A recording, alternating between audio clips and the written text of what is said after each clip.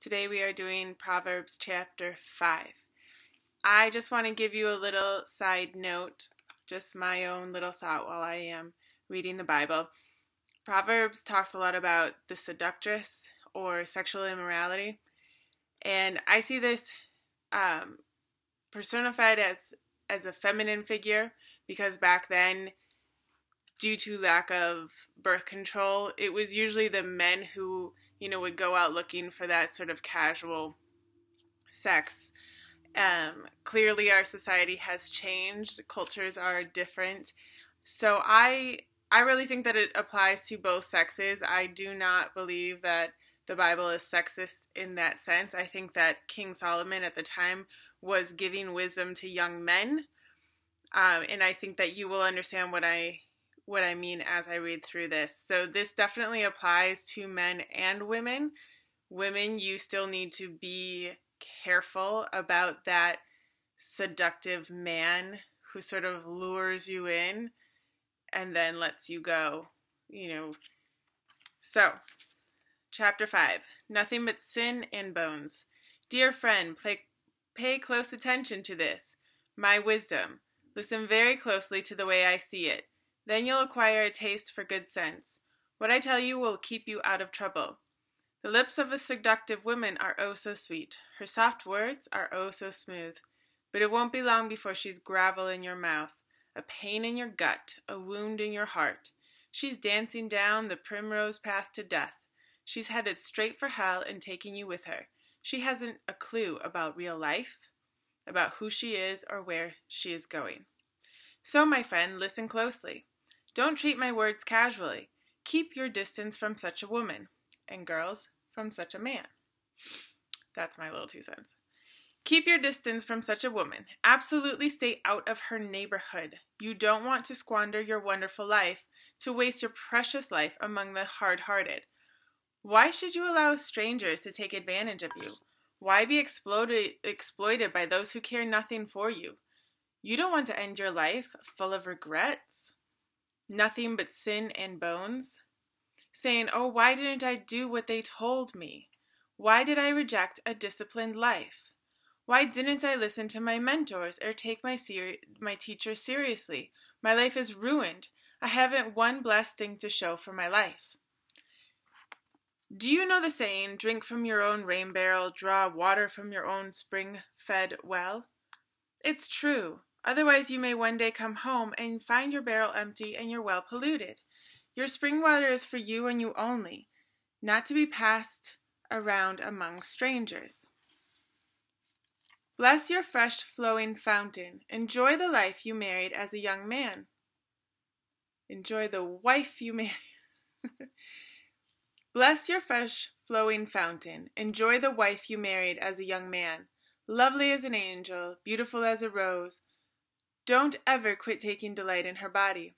Never take her love for granted. Why would you trade enduring intimacies for cheap thrills with a whore, for dalliance with a promiscuous stranger?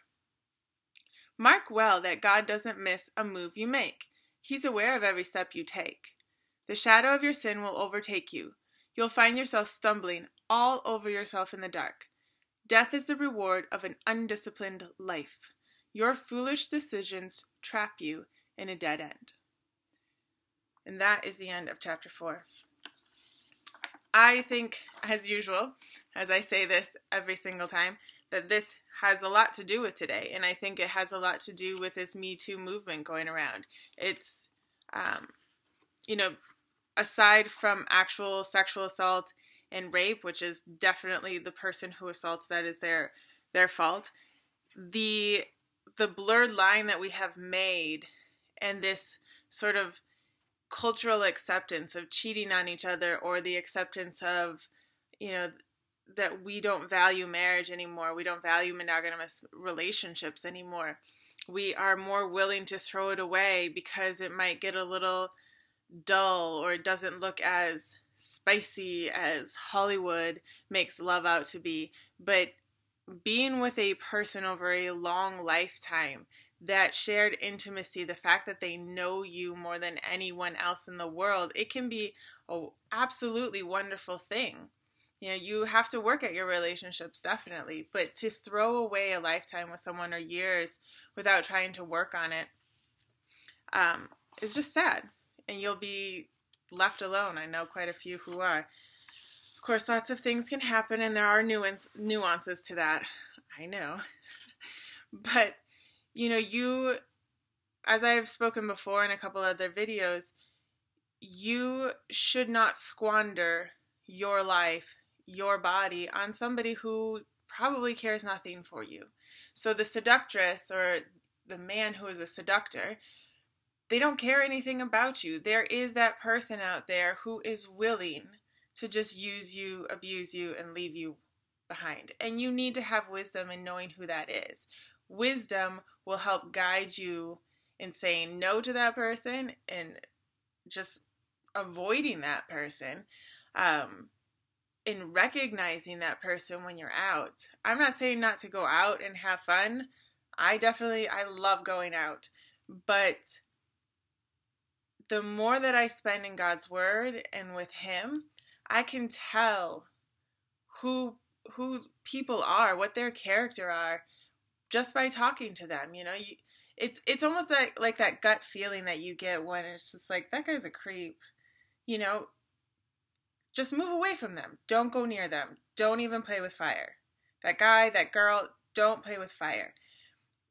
And take care of your body. Take care of who you are. Don't waste it on that person, no matter how hot they are, okay?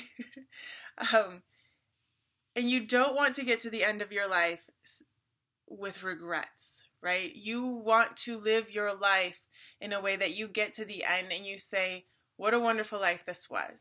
Look at the legacy that you have, whether it be the kids or the job or the thing you invented or the work that you did.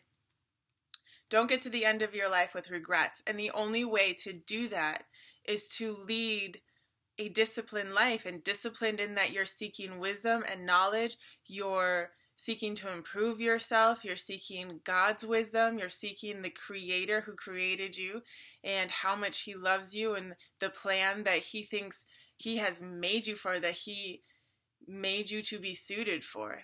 That is a life that you will get to the end of and say, I have no regrets.